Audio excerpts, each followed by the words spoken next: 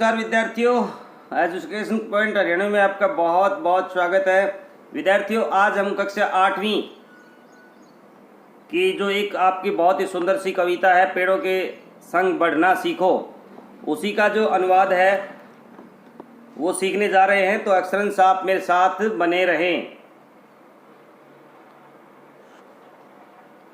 यदि आपको अच्छा लगता है, पसंद आता है, तो भाई वीडियो को है ना लाइक ज़रूर करें, कमेंट करें, अपनी राय मुझे ज़रूर बताएं। तुम्हारी राय है वो मेरे अंदर नई ऊर्जा प्रदान करती है।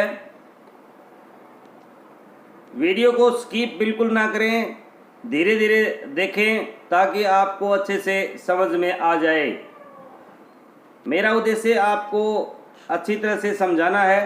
विद्यालय चाहे सही रूप से लगे ना लगे, लेकिन मैं आपका सिलेबस है आपको समय रहते बिल्कुल कंप्लीट करवा दूंगा यदि आप मेरे साथ बने रहे।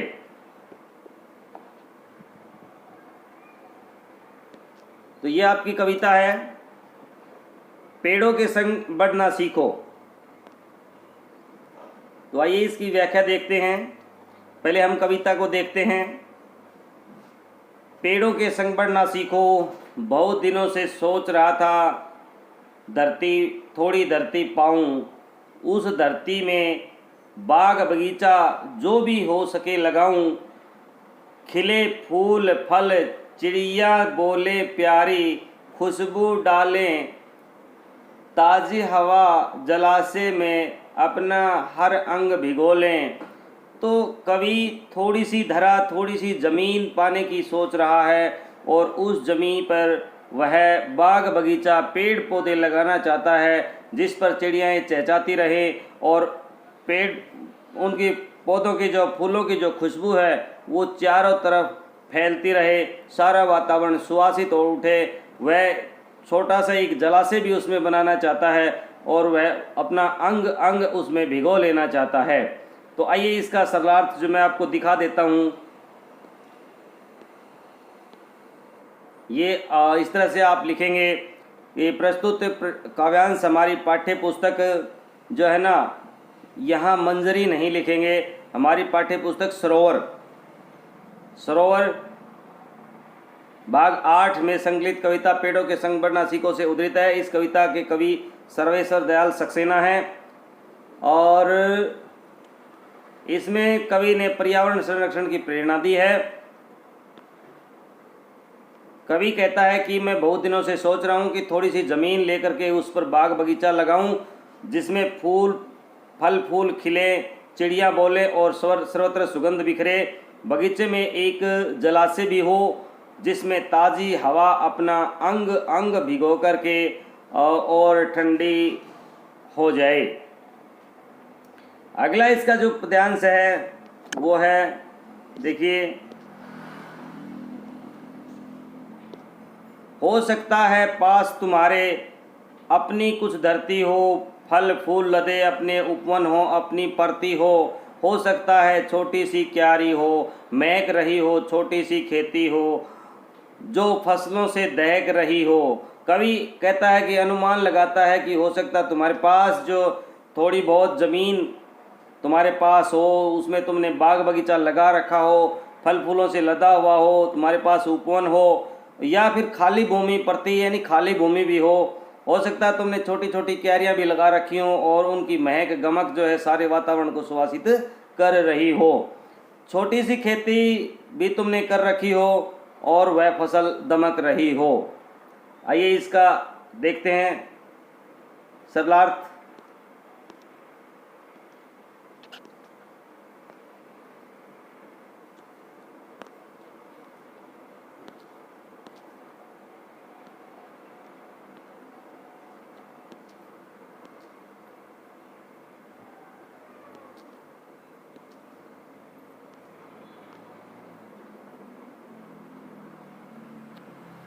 कवि बच्चों से कहता है कि संभव है तुम्हारे पास तुम्हारी अपनी ज़मीन हो, फल फूल से लदे बगीचे हों, या अपनी खाली ज़मीन हो, या हो सकता है छोटी सी क्यारी हो जो फूलों से खुशबू से महक रही हो, या फिर कुछ खेत हों जिसमें फसलें लगी हों।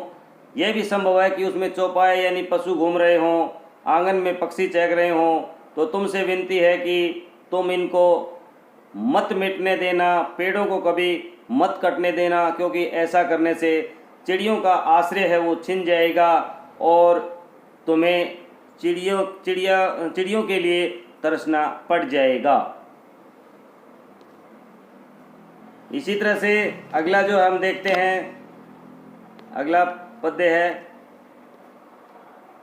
यहाँ तक आ गया, इसमें 2 का हो गया। एक एक पत्ती पर हम सब के सपने होते हैं, शाखे कटने पर वे भोले शिशुओं सा रोते हैं। देखो कवि का मानना है, यानी मानना नहीं, सही है, जब हम वृक्षों को काटते हैं ना तो उन्हें भी पीड़ा होती है और वो भी छोटे बच्चों के समान रोने लगते हैं। तो हमें पेड़ों को काटना नहीं है, जैसे पेड़ बढ़ते हैं उसी तरह से हमें उनके साथ साथ रह कर के बढ़ना है। जिस तरह से पेड़ लहराते रहते हैं तो हमें भी उसी तरह से खुशी से उसमें लहराते इतराते रहना है। बच्चे और पेड़ दुनिया को हरा भरा रखते हैं, वे नहीं समझते, वे दुष्कर्मों का फल चखते हैं। आज सभ्यता वैसी बनकर पेड़ों को काट रही है, जहर फेफड़ों में पर इंसानी बांट रही है। देखो बच्चे भी हरा भरा करते हैं आंगन को और पेड़ भी हरा भरा करते हैं आंगन को। आंगन में जब बच्चे खेलते हैं ना तो आंगन बड़ा ही प्यारा लगता है और पेड़ हरे भरे होते हैं आंगन में तो भी आंगन बड़ा ही मतवाला मस्त लगता है।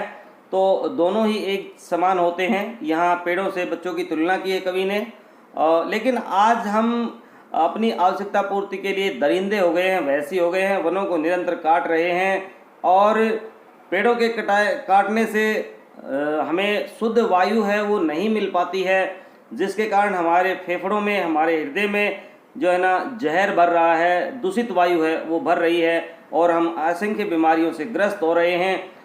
धीरे धीरे बीमारियां हमें जकड़ लेंगी, इसलिए हमें पेड़ों को नहीं काटना चाहिए, ज़्यादा से ज़्यादा पेड़ लगाने चाहिए। तो आइए देखते हैं इन दोनों का सरलार्थ।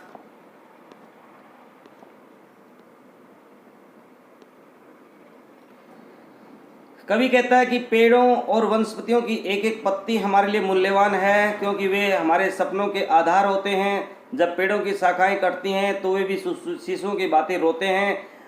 इसलिए अपने जीवन में पेड़ों के महत्व को समझते हुए पेड़ों के संग बढ़ना, इतराना और हिलना डुलना सीखो, यानी पेड़ों को अपने जीवन का अभिन्न हिस्सा बना लो।